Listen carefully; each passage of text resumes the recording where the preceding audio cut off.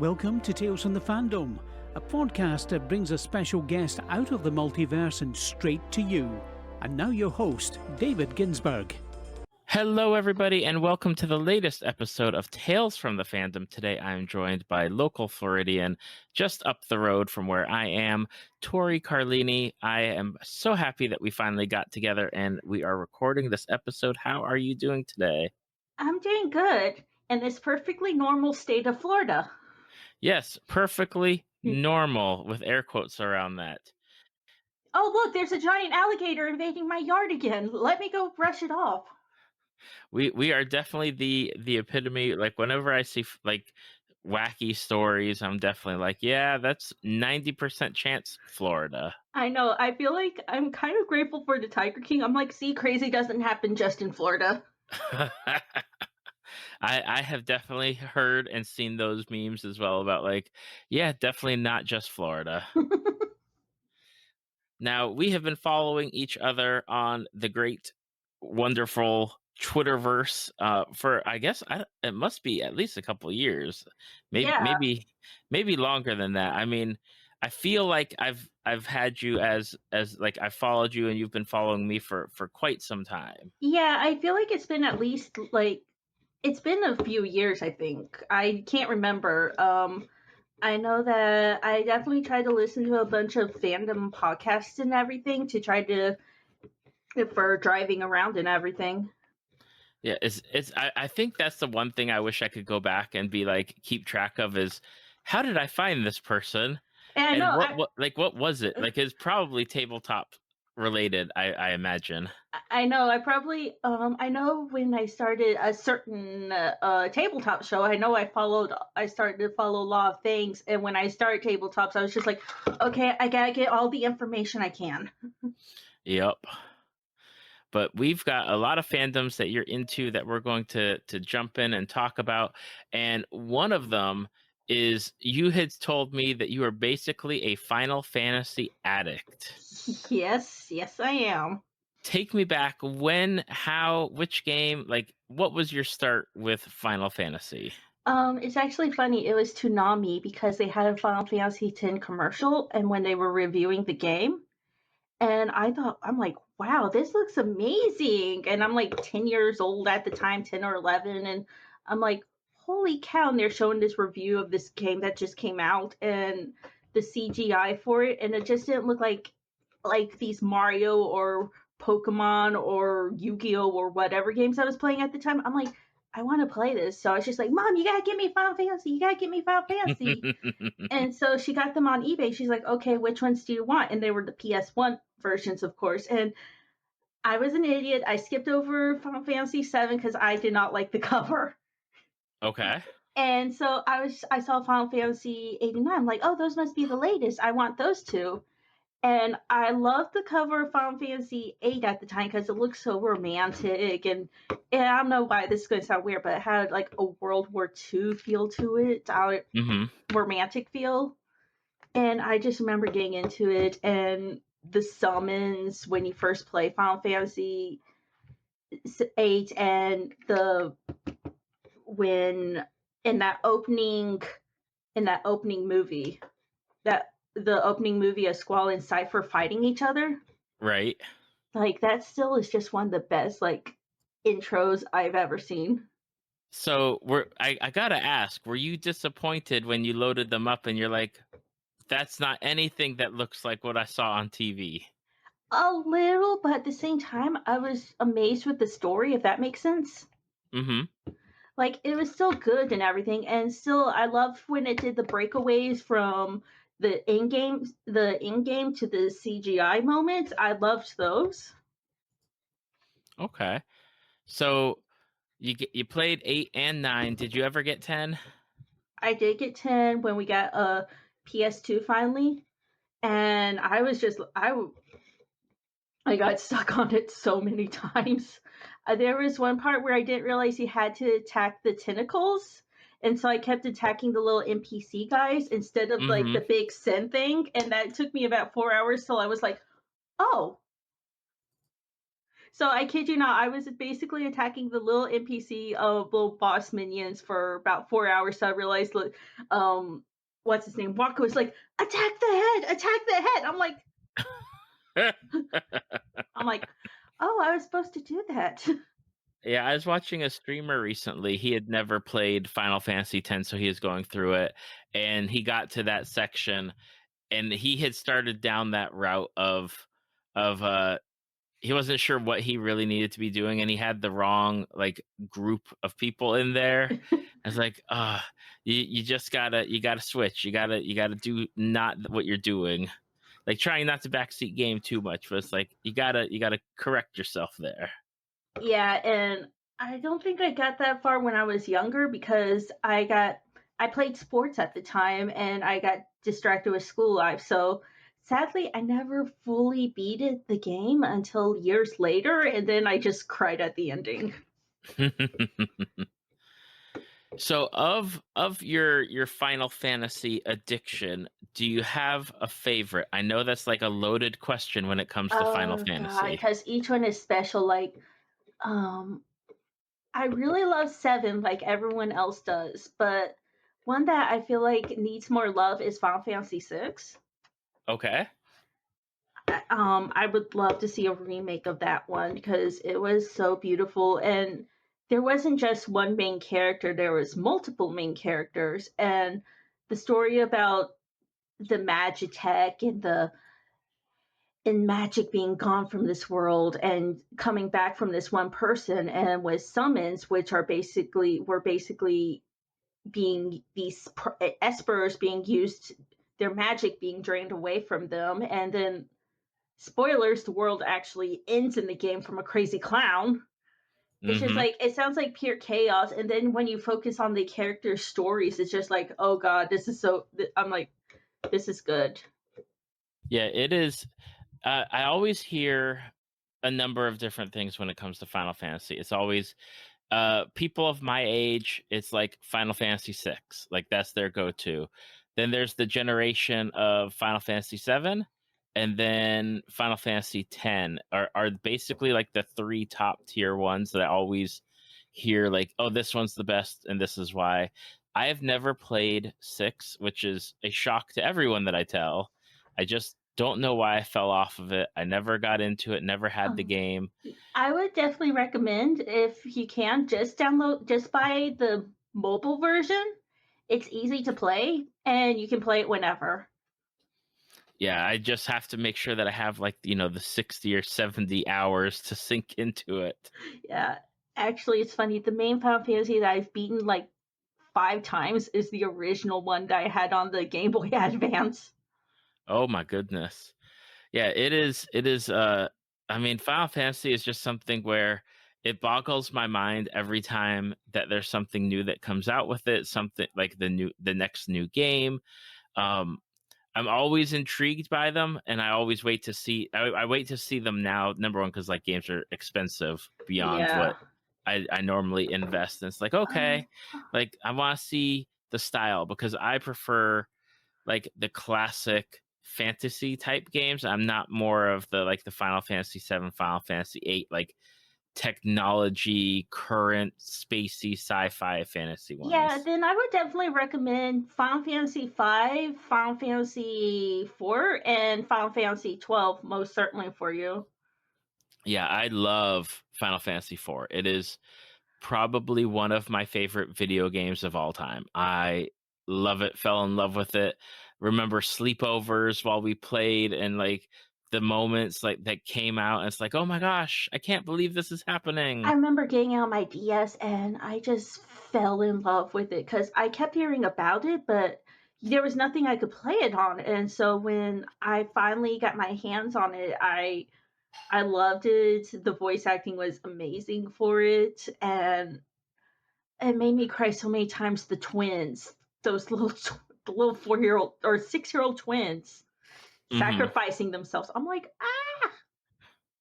Yeah, it is. That I mean there's just something about it, but I know it's, tied to memory and the experiences with who I was playing it with and everything that just goes into building my love for that game. And I love 10. 10 was a lot of fun.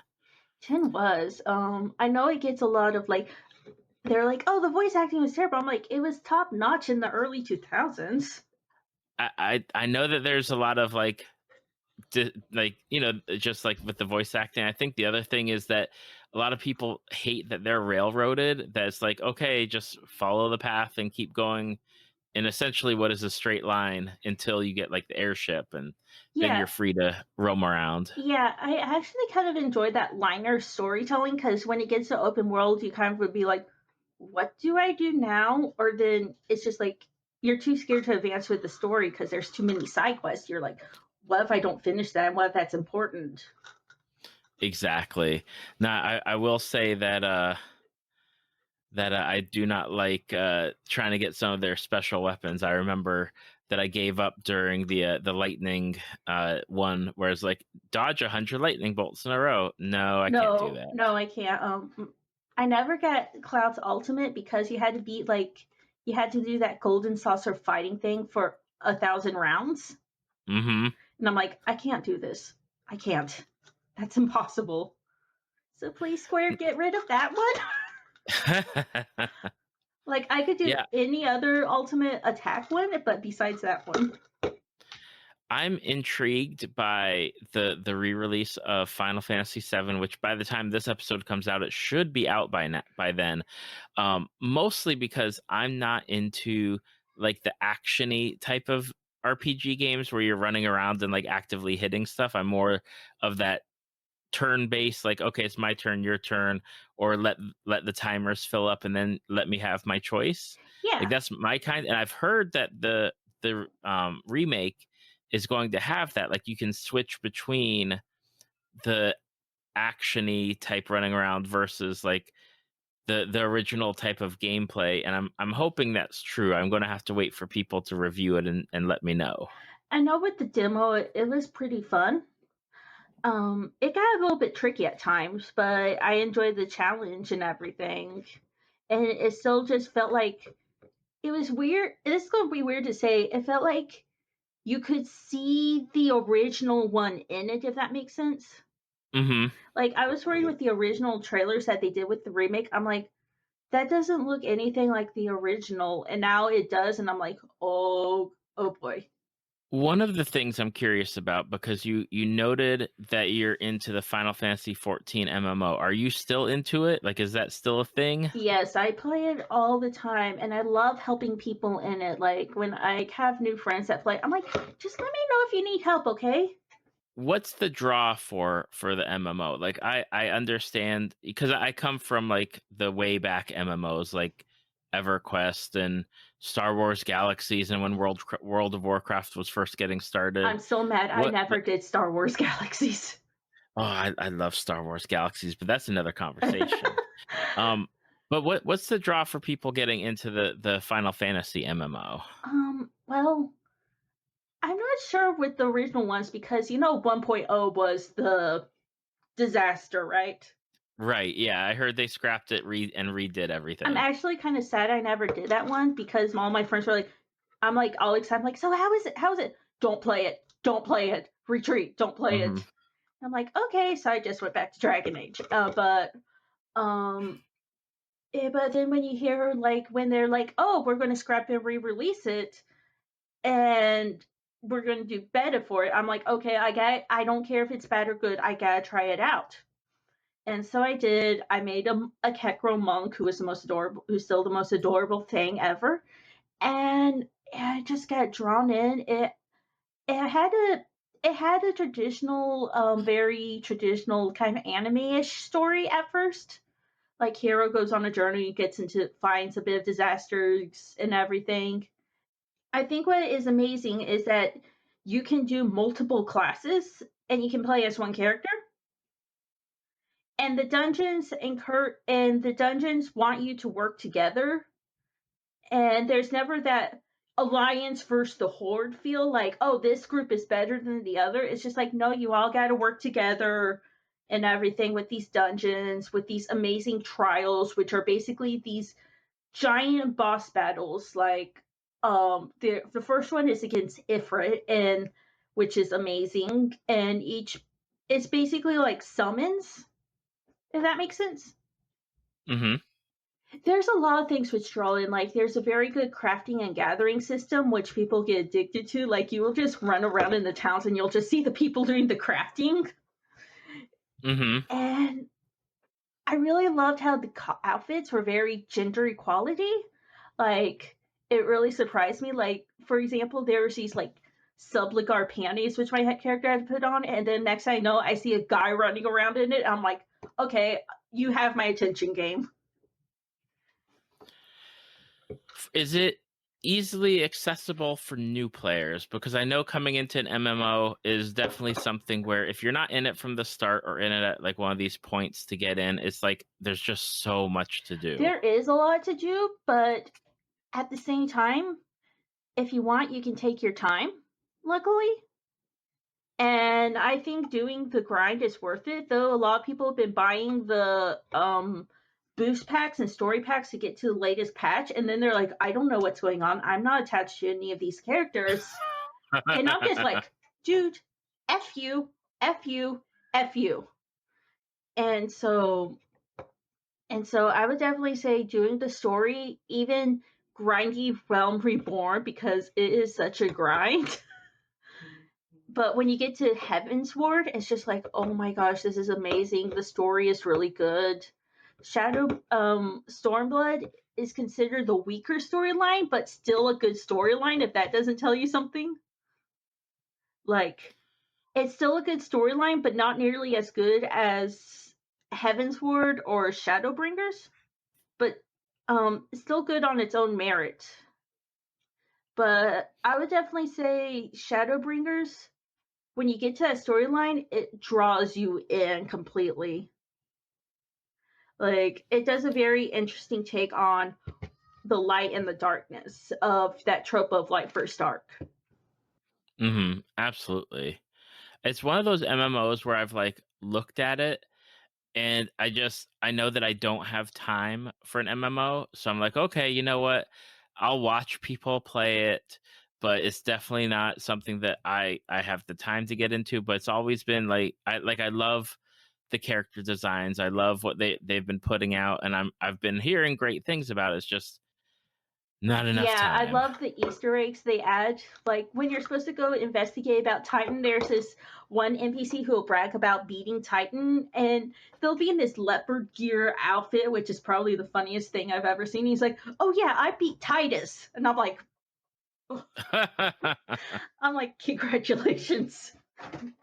You actually fight, like, Kefka in it and other familiar bosses like that. Like, there's these big raids where you'll be like, holy cow, that's so-and-so. Well, that's cool. Oh, I was going to ask. I know that this is going to be again an equally tough question, but do you have a favorite character in all of the Final Fantasies? Like, if you had to pick one. Shit. I don't. Well, I really like Tifa Lockhart. Like, she is definitely. I found her very inspiring when I was younger because she was always so tough and determined, and she Mm-hmm. still had that very kind heart. Like, the look of her, it felt like she was going to be one thing, but turned out to be another person completely. Right, right.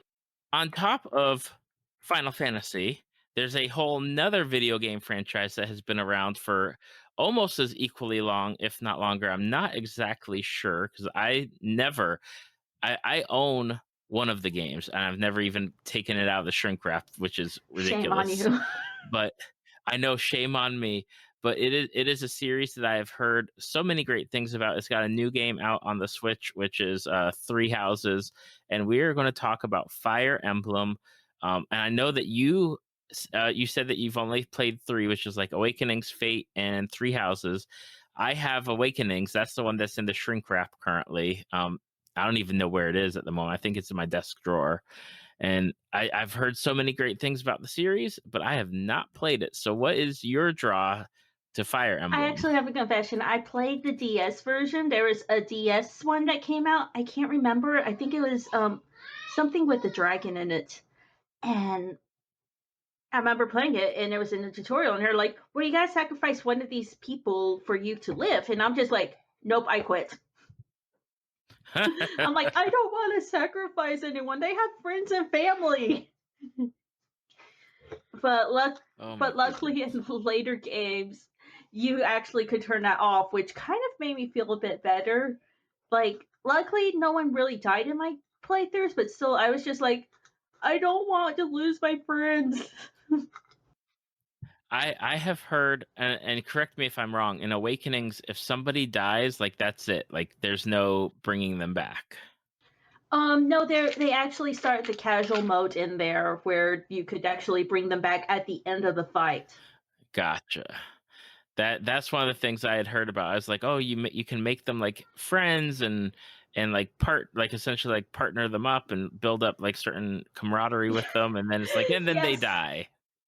Yes, no, you can hook them up. They can have a family and everything, and then they die. Yeah. Now, what was it about the Fire Emblem series that appealed to you? I was just remember looking on my 3DS and saw a demo of it, and I'm like, okay, I'll give it a shot. And I didn't know anything about the Fire Emblem Awakening or anything. I just saw, oh, you can do a character selection. So I delete the demo and just bought the game right there so I could mess with the character creator. And so I made the character and everything, the female Robin and everything. And then next thing you know, you see Bishy Chrome on the screen and it's in pure CGI. And he's just his face is in your screen. And I didn't know at the time it's voiced by Matt Mercer. And I'm just like, oh dear God, this is cheating. And so it had a very cute, very anime story where your character loses their memory, and I didn't know anything about the game, so I just played it and was just having fun with like the battle system and everything. And then they're just like, oh, you can do hookups in it. So I would always pair, I'm like, I want these two together and these two together. I want to see how this friendship develops and see these conversations. And so I really loved how I could grind in it and just take my time. Like, it wasn't like the aggravating grind. It was just like, okay, I want to be at this level before I do this fight. I want to be overpowered. Right. So I'm probably like the fake Fire Emblem fan right now. There is no fake fans, at all. Now, with the Fire Emblem series, is it comparable? Because again, not played it. Comparable to like the turn-based Final Fantasy, or is it something different? Is it something that you have to learn? It kind of has it has the turn-based feel to it, but also you have to align your characters and you have to set them up. It's kind of also has this rock paper feel to it because, for example, spears against swords, spear will win if I remember right. There's axes against axes, and so you have to figure out which one is stronger than the other because, for example, if you put an archer versus a flying unit like a Pegasus or a dragon unit, that will automatically knock out your character. Okay. So it's stuff like that. You kind of just got it's strategy. Gotcha. I had seen some of that with some recent gameplay, like on Three Houses, but I had not been positive about it. Yeah, it's always been that way. Like, I even looked up older games, how they played, and it was just like that. Okay. You've played Awakening, you've played Fate, and you've played Three Houses. Do you have a favorite of the three, or is it just like you can't choose because they're so different? I can tell you my least favorite. It was Fates. It felt very just like you had to buy each story route. I wasn't a fan of that. And there was a bit of censoring on the Western side, which was kind of just like, apparently they censored some of the story even. Oh, really? Yeah, like apparently they retranslated and censored some stuff and changed some characters drastically. So I wasn't much of a fan for that, if that makes sense. Like, it was just like apparently I'm trying to think of some examples, but there was this one girl who was actually self-conscious because she was so strong and everything. Mm-hmm. And she was very actually timid in the Japanese version, but in the American, they just made her into this like muscle junkie in a way. Like, oh yeah, my muscles. Interesting. So I think sometimes like it's good to like, I get translations and everything and want to make it to understand how it is. I'm trying to think of the best words.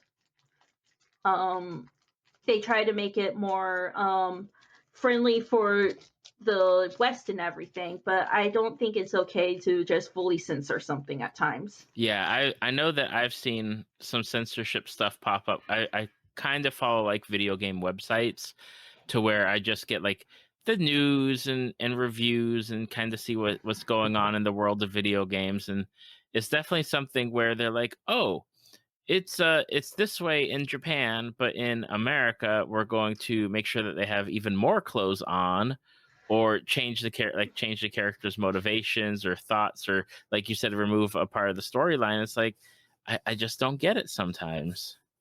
Yeah, because apparently, like in Fates, if I heard right, the story is much more darker at times, and apparently they lighten it up in the Western version. I guess we over here cannot handle it. Either that, or there's some kind of thing in the rating system where it's like, okay, you can only have so much of something before you can't sell it, or something. I don't know. But I really did love Awakenings, and I really did love Three Houses. Three Houses was fun. It's fun to pick out which group you're going to be in, and it's fun to.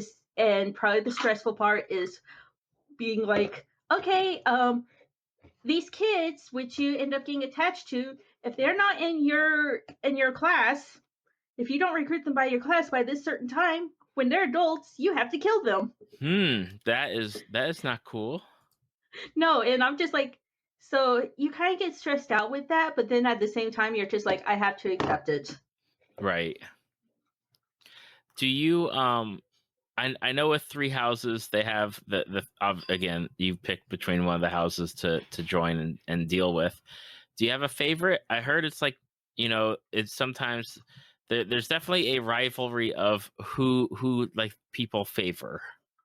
I really enjoyed Golden Deer. Like, they were, when you look at them, they're not the prettiest group, and they're kind of the strangest. They're the biggest group of misfits.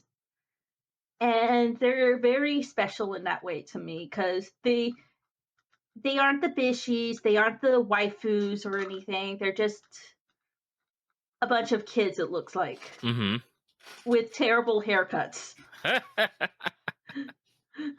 Like, a majority of the male characters, if you look at them, just have these terrible haircuts.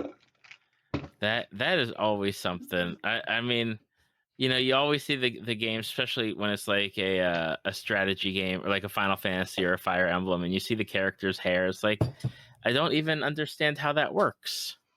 I don't either. And a fun fact about that one, it was the artist of that one was done by a artist who I've seen some of her works in a book series that she did the art for in Japan. And it's kind of this boy on boy series. And so I was like, oh, that looks familiar, that art. And so I looked her up and I'm like, oh my gosh. It's the same person. Boom. It was. And people were like, what? And I'm like, look. And they're like, Tori, quit pushing your yaoi on us. Who would you recommend getting into like the Fire Emblem series? And would you recommend getting into like Awakening first? Would you say Three Houses? Like which one's the best one to kind of get people into that franchise? I guess it depends if you have a 3DS or a Switch. Well, let's say you have both, like me. I probably afford money wise, I would probably say Awakenings, just because it's a bit more cheaper and it has a very simple storyline and it's easy to work on the game with it. So I would definitely say Awakenings. Okay. Now, with three houses, do you still get to like match people up like you do in Awakening and have those relationships, or is it a little bit different? You get to match up people, but it feels a little bit more limited with characters and everything. So, but you definitely do get to match people up, and you don't get the babies part in this one, which would be a bit awkward with the time travel. Yeah, I imagine that would totally be awkward with time travel, especially with high school kids. It's like, here you are. Here, welcome. You're on your first date. Here's your kid. But no, it's very. There's more different relationships. There's even S rank with men and girls, men and men, and girls. Okay. So they definitely do the expansion of different relationships, which is a very positive thing. That's wonderful to hear. And I love the reaction on Twitter with Three Houses, how everyone was enjoying it, all the memes, all the voice actors getting into the memes and everything. Mm-hmm. And I think there was even the one who played this very serious character was reading these silly quest requests, like, I have a favor to ask of you, and it was this McDonald's one, and he's like, please, we can't get out, our meal is right over there. We're stuck in the playpen.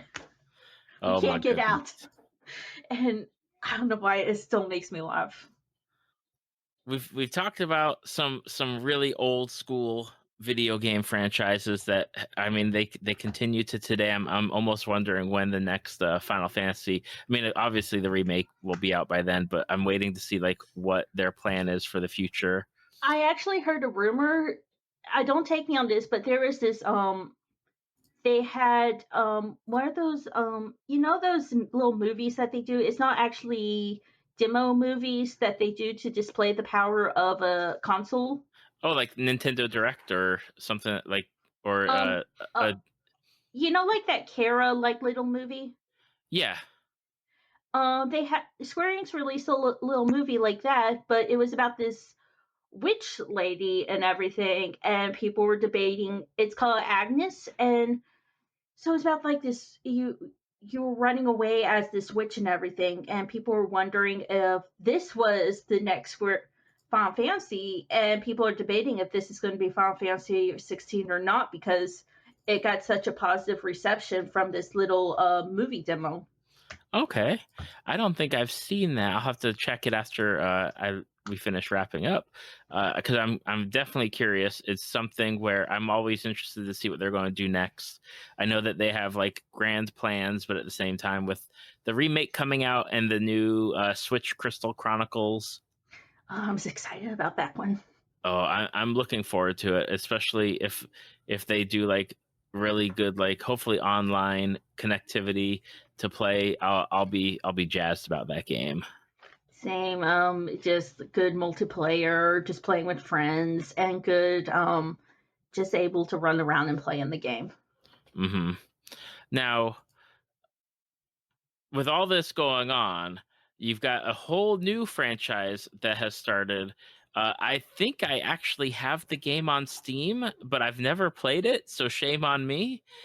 If you're sensing a trend here, it's absolutely true. I get games and then I just you adult. Yes, I adult, but it's a new series. I know that they've got two different games out now, number 1 and number 2, which is Pillars of Eternity.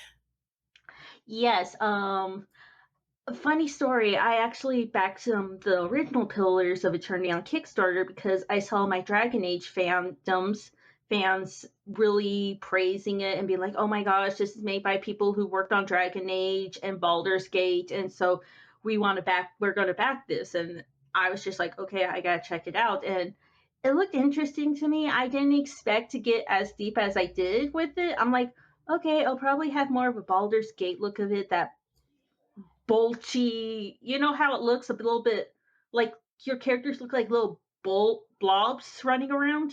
Mm-hmm.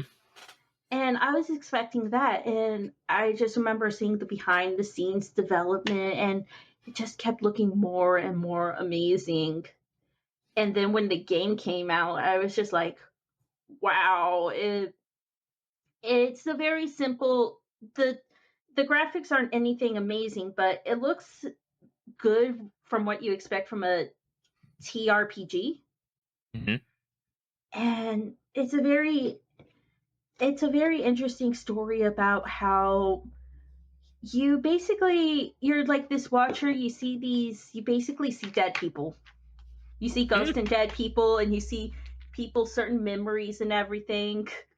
And you wake up from after some crazy ritual happens in front of you, and it kind of makes you off because your memories reawaken, and it starts making you restless, and you start to get a little bit stir crazy, basically. So basically you're a crazy unable to get some sleep person running around, and you're trying to solve this mystery of why you're so connected to this one person and how to get rid of this sleepless curse. And so you meet a bunch of crazy characters, like, for example, you meet this one elf who's very timid, and the next thing you know, they tell the character who they're fighting with, "Oh, you fuck with your sister," and that's basically it. And it kind of surprises you. You're just like, "Oh my gosh." Yeah, and you have these different races too that are not. You have the traditional human, elf, and dwarf, of course, but there's also this Amora. I'm sorry if I botched the name. Basically kind of orcish like. And then you have the godlike, which take they have their form based off the god off a certain god. So Okay. So for example, like there's this moon there for there's this moon godlike which have basically a moon shape on their forehead, and they're glowing blue. There's the fire godlike, which basically their hair is like flame and their skin looks like lava. And there's the woodkin, they kind of look like goats, forest goats I call them.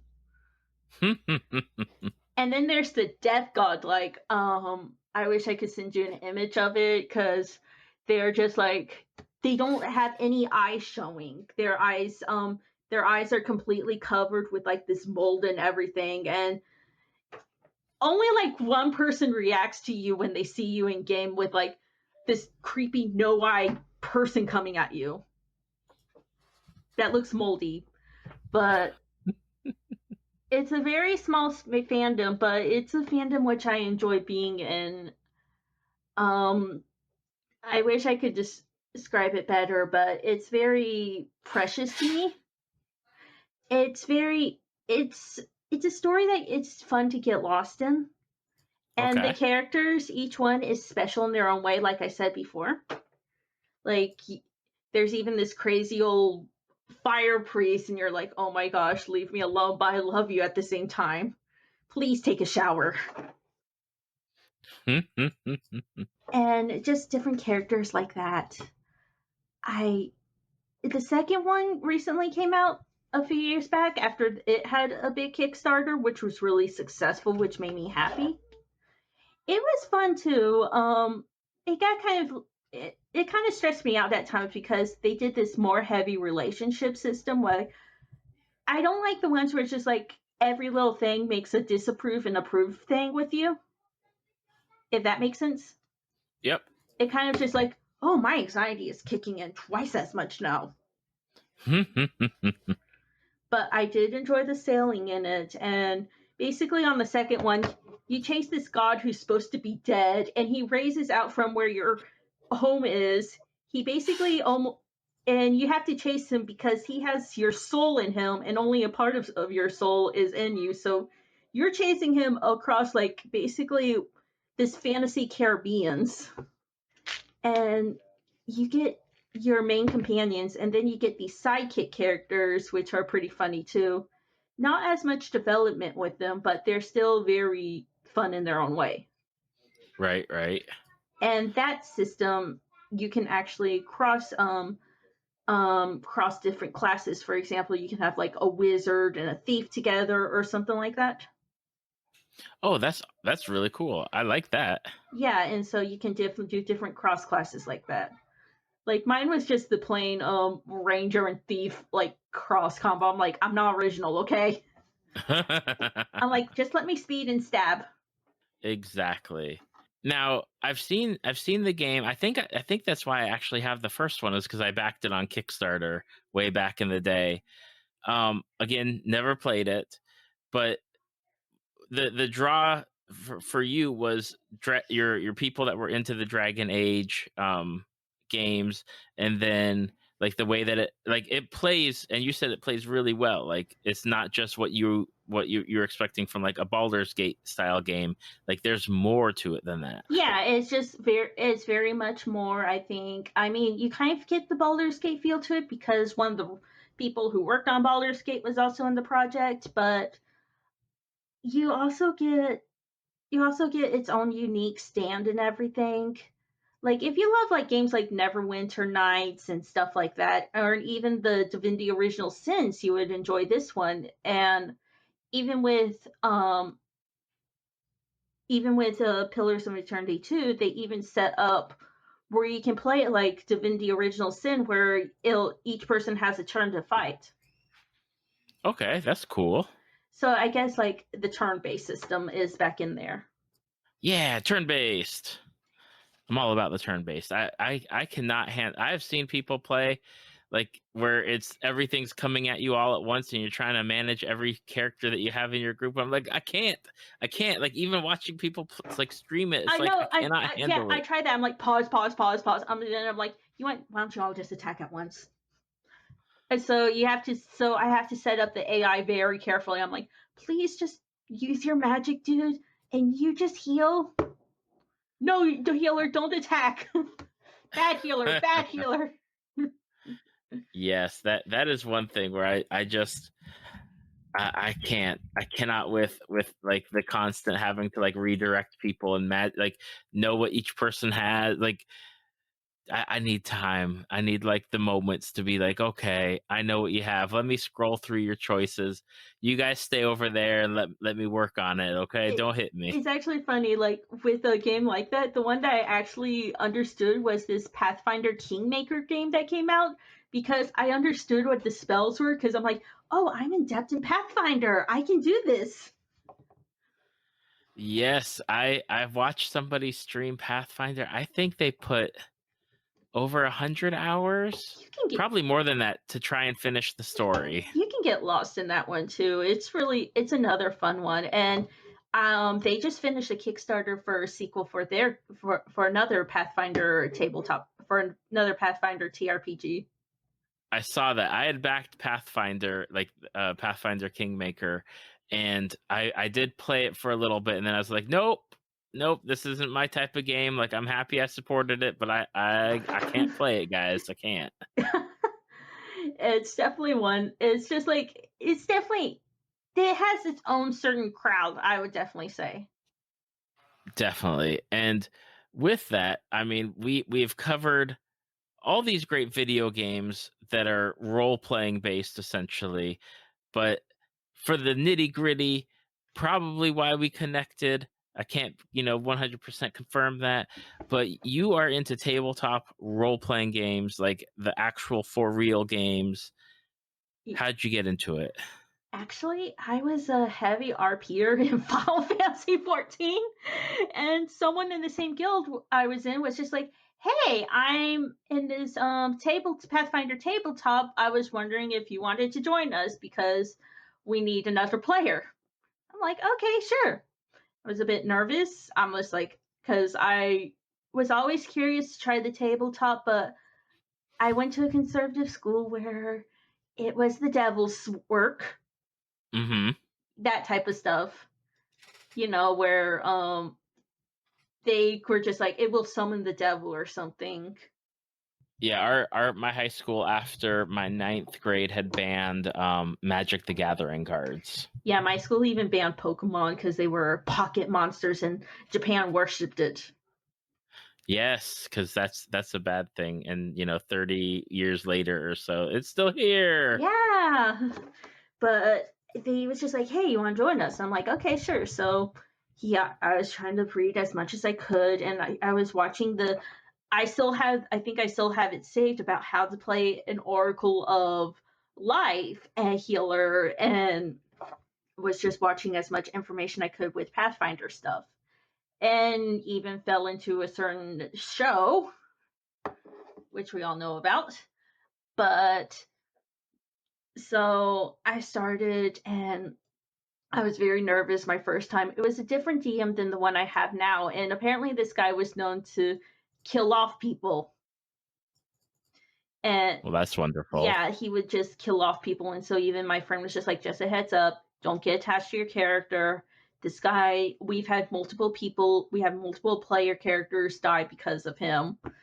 And it's actually funny, within the first session, one of the player characters, he wasn't there at the time actually, but his character acts within like the first few seconds. Next thing I know, there's a shot headed my way from being shot at.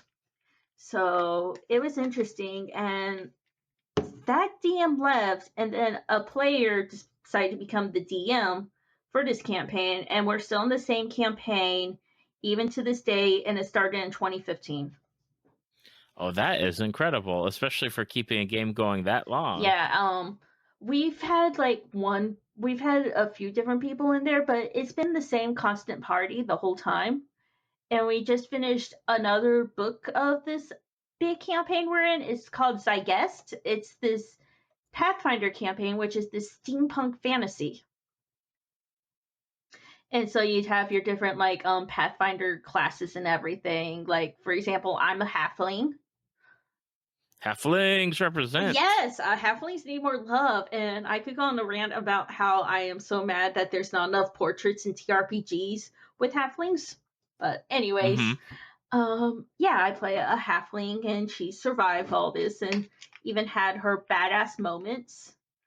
I get a bit stressed out with the Roll20 at times, still, and sometimes the paperwork still confuses me, even the leveling up. But I just try my best in everything, and sometimes I get stressed out with the rolls, but most of the time it works out. And with other games I played some D5, I played some D&D 5.0 with some friends. Mm-hmm. And that was pretty fun. We did a one shot. This is me and another group, and we even live streamed it. And I feel like this halfling bard kept getting natural ones. Like, there was a perception check she had to do, and she kept getting a 1, so she was the only one in the party not seeing this giant dragon flying by. And I'm like, oh, it's a butterfly! And stuff like that. But sadly, that quickly fell apart because there were some people who were making the game really unfun and kind of making it very uncomfortable, if that makes sense. Okay. Yeah, it does. Because it was being live streamed, this game was. And so me and some other people were trying our best, but there was like one person who was supposed to be this kind-hearted priest, and he snapped at my character, which was very weird, out of character for him, and just examples like that. And so sadly, that session only lasted like 3 sessions. Right. But I understand why. But I do miss some of the people who I played in that one, and I would love playing with them again. And then I did a 3.0 E, which was I love the person who invited me to it, but that game was very miserable for me. It would start at 10 o'clock at night and until about 3 in the morning. And you would never know when it would actually start. So I was streaming at the time, and the one person would be like, hey, we have the game, we'll get into it, in the middle of my chat. Oh my goodness. And so in the monsters, it was a homebrew, and the monsters looked like these really creepy copy pasta monsters, if you know what I'm talking about. Yep. And so there was no actual like monsters who were fight, but like stuff like that. and two of the people in the party were just there was the traditional one who wanted to be the authentic Japanese samurai ninja character, if you Okay. know what I'm talking about. Yep. And so they would kind of be a bit of a jerk. And it was just like stuff like that. They just wanted to fight stuff and everything. And even when my dad died, I wanted some time to grieve. And one of the people there was just like, "How? When's our next game?" and everything. And like after a few months of that one, I just finally quit. I was just like, I can't do Right. this anymore.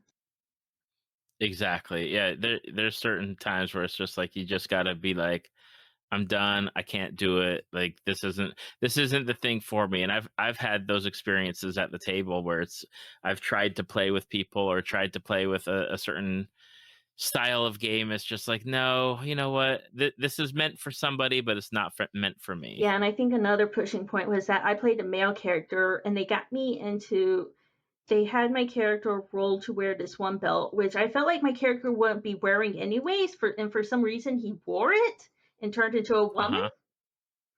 Yeah. And they Okay. want me to keep that on the whole time, but I was just like, no. And they're just like, well, you take it off, but you secretly loved it and everything. And I almost just like rage quit right there. Yeah. That would not have been cool at all. Now, in respect to like the world of tabletop gaming, like are you drawn to a certain kind of character? Like do you lean like towards a certain class or a certain like character background, or do you kind of try and vary it every time you I play? try to, but I feel like I try I like I end up being a cleric. And oh, there was one more game I was in. It was another 5.E, but we only did like one or two sessions because it didn't work out. Like everyone was nice in the party, but it didn't just work out. We all got busy with stuff. But anyways, I get drawn into. I definitely feel like I end up being a halfling.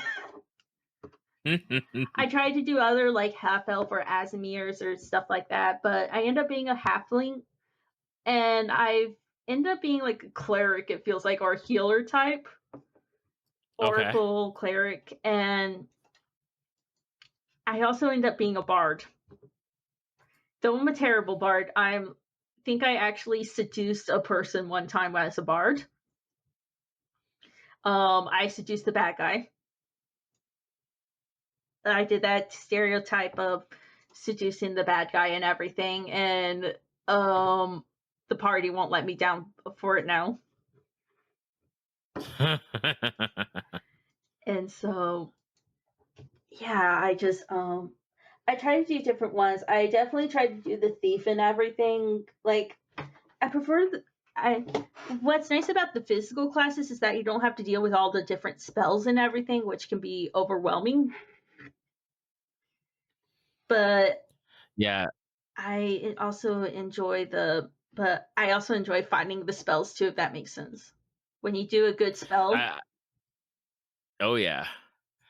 That is the one thing I like. I try and like I'll do a cleric and I'll do a druid, but I am not into like the heavy spell casting classes where at you have to all. like set the It's spells each day, I'd be like, I can't do this. Yeah, the set the spells or the whole like, okay, I'm this level. How many of these first level spells do I have? Like, I was never good at. Okay, I have access to these spells, but I only have so many spell slots, and it's based off of like, and I know that there's like the tables and everything, but I just need somebody to spell it out for me and be like, here's what you got, here's what you pick from, and that's what I like about like cleric and druid. It's just like, okay, just pick which ones you want to memorize for the day, and you can drop the spells for like healing or whatever the druid one is. But it's like, Yeah, yeah. just let me heal people, keep them alive. Um, Wipe out all the undead. What kind of stories do you like to play in? Are you more like a mystery type person for stories? Do you want Mm, to just hack and slash? Like, what kind of stories gravitate you, Oh, especially for because it's so different. Everyone can have like their own different type I of really game. like the ones where you have interaction in. I mean, I enjoy the battle setups and everything, but I love when you actually have the interaction RP. I've been a role player since um I was on a Sonic forum when I was little, 12 years old. I'm not furry, but oh god. But I really enjoyed the character interactions, the inter being able to solve stuff and everything, investigations, and just being silly with your party too. Okay. Like I know there's one time where where my character, he was this tiefling thief and he got tricked into watching the party's another character's corgi. And so he's basically going through this one investigation dungeon holding a corgi the whole time. And the weird thing is, I kept rolling nat 20s and able to do everything when I had that corgi on me. That's hilarious. I'm like that corgi staying with me. What's one game?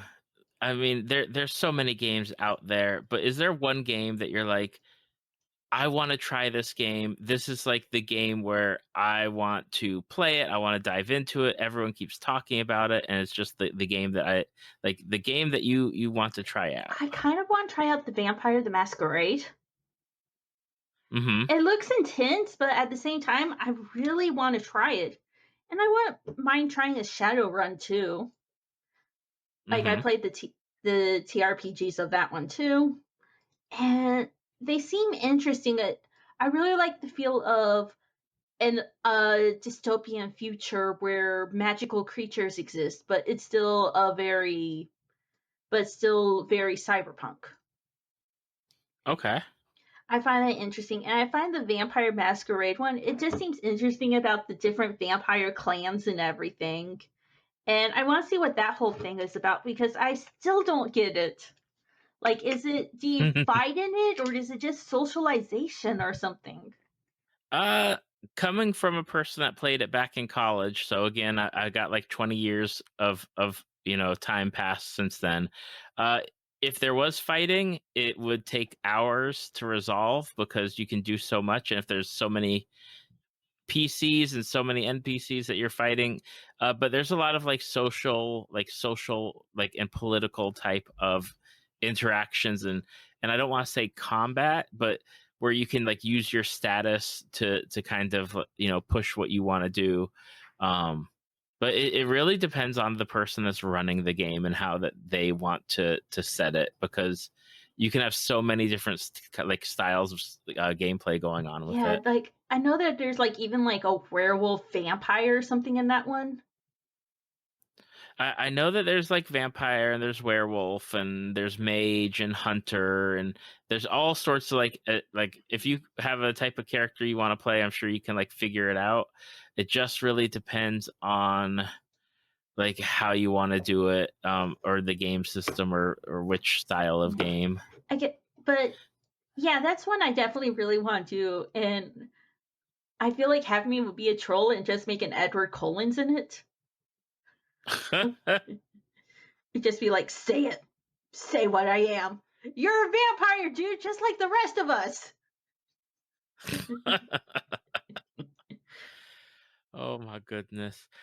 Now, for people that have listened to this podcast and they're like, I want to go check out what Tori is putting down, whether it's on your social medias or whatever else that you do on the internet, where can people find you? I'm on Twitter at Tori Carlini at Tori Carlini on Twitter.